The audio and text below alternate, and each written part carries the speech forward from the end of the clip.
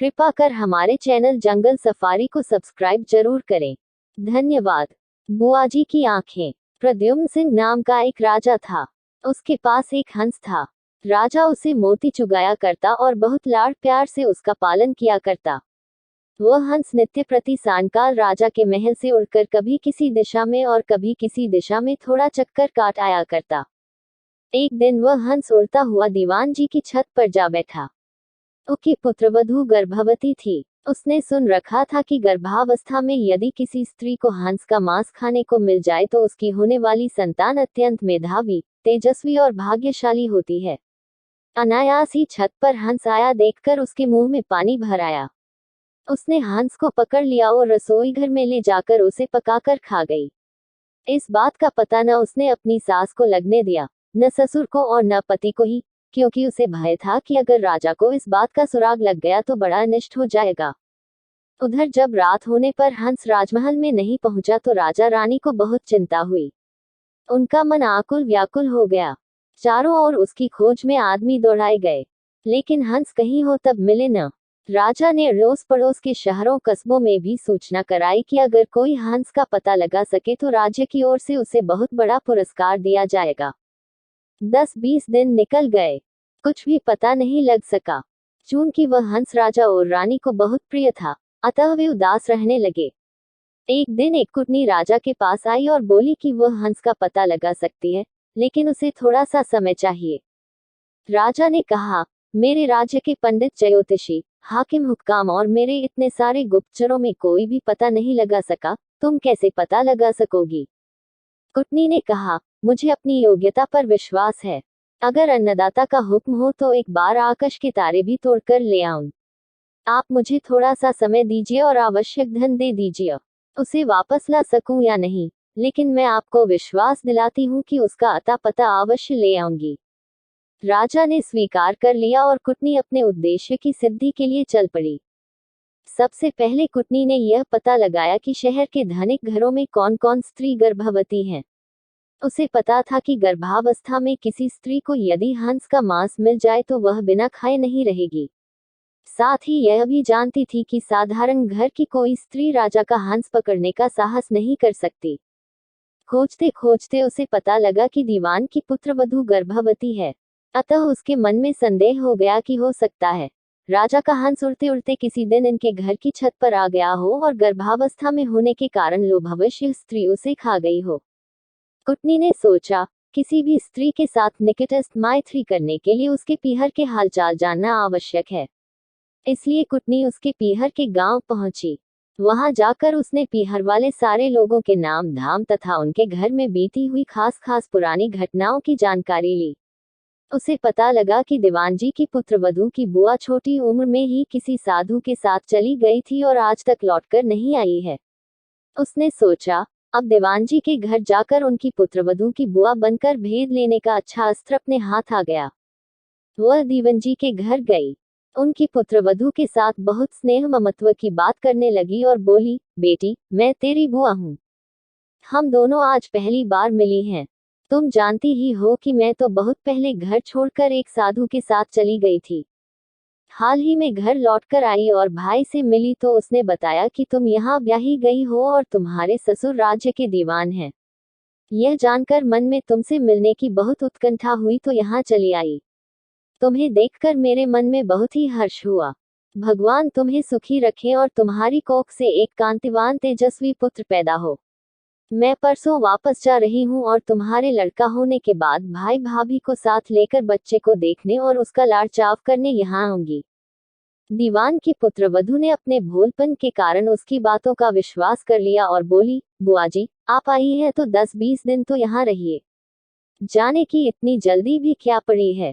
बुआ बनी हुई कुटनी को और क्या चाहिए था। उसने वहां रहना स्वीकार कर लिया। थोड़े ही दिनों में बुआ भतीजी खूब हिल मिल गईं। एक दिन बातों ही बातों में बुआजी ने कहा, बेटी, गर्भावस्था में किसी स्त्री को अगर हंस का मांस खाने को मिल जाए तो बहुत अच्छा परिणाम निकलता है। उसके प्रभाव से होने वाली संतान बहुत ही तेजस्वी और कांतिवान होती है। किंतु हंस तो मानसरोवर छोड़कर और कहीं होते नहीं, इसलिए यह काम पार पड़े तो कैसे पड़े। यह सुनकर उसने अपने हंस खाने की बात बुआजी को सहज भाव से बता दी। सुनकर बुआ ने कहा, बेटी, यह अचरज की बात है कि तुम्हारे यहाँ राजा के पास हंस था। तुमने जो कुछ किया वह बहुत अच्छा किया, किंतु तुम्हें किसी के सामने इस घटना का जिक्र नहीं करना चाहिए।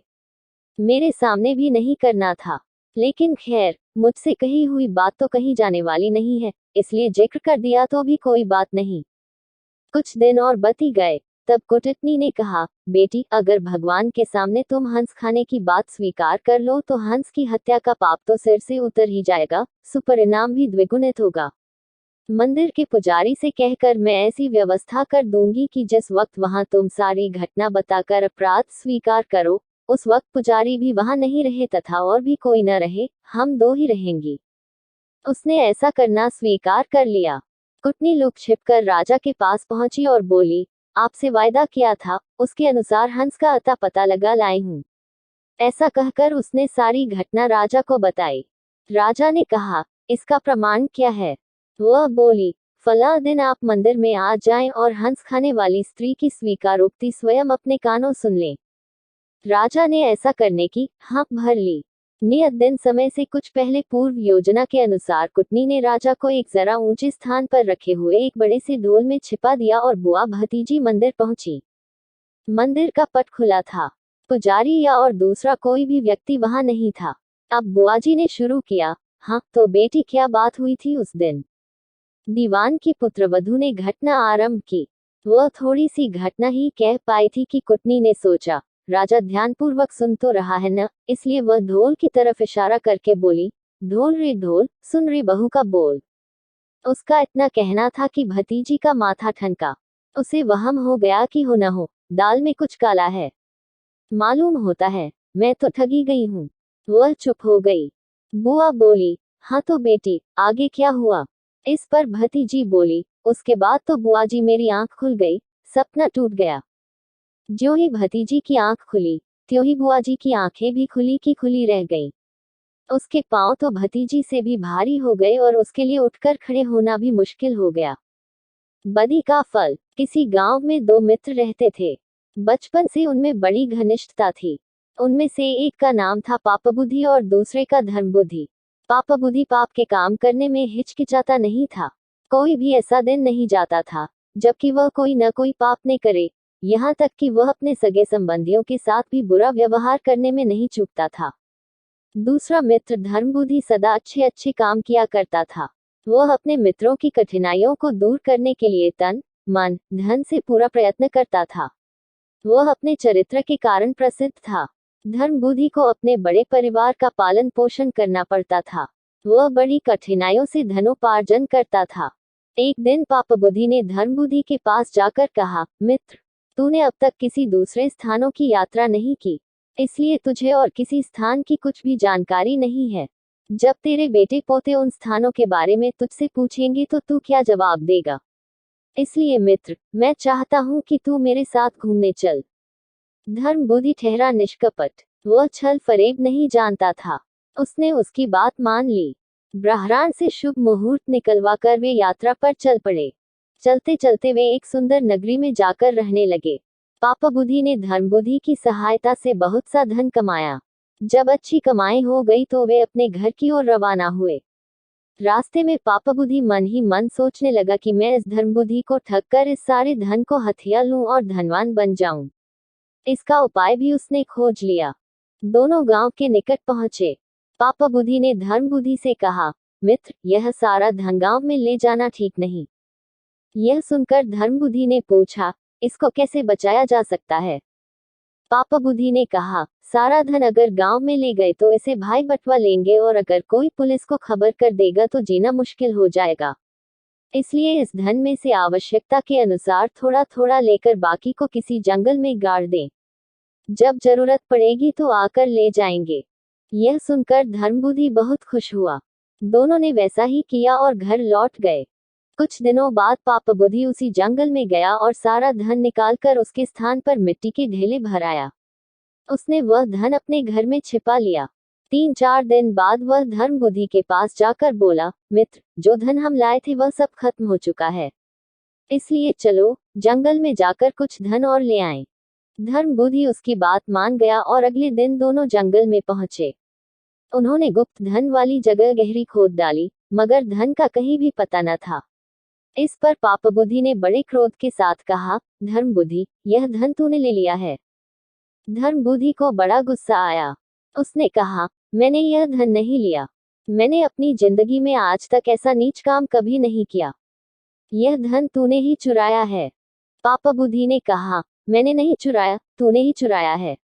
सच सच बता दे और आधा धन मुझे दे दे, नहीं तो मैं न्यायाधीश से तेरी शिकायत करूंगा।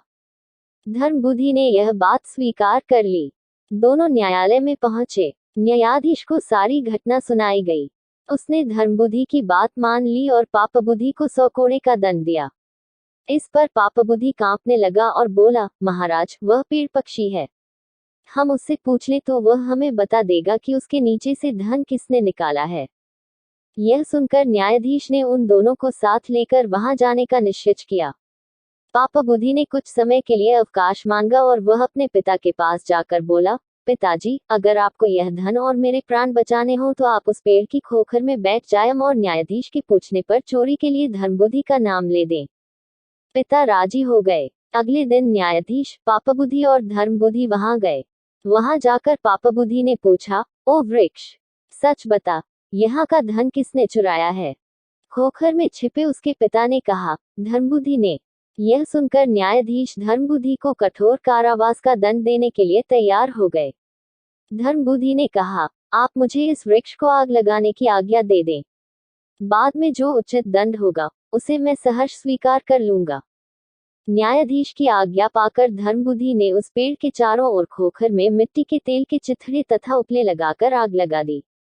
कुछ ही क्षणों में पाप बुद्धि का पिता चिल्लाया, अरे, मैं मरा जा रहा हूँ, मुझे बचाओ। पिता के जले शरीर को बाहर निकाला गया तो सच्चाई का पता चल गया। इस पर पाप बुद्धि को मृत्यु दंड दिया गया।